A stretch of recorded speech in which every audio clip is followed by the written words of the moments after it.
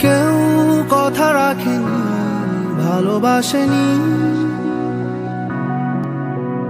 কেউ চুপি চুপি পায় কাছে আসেনি,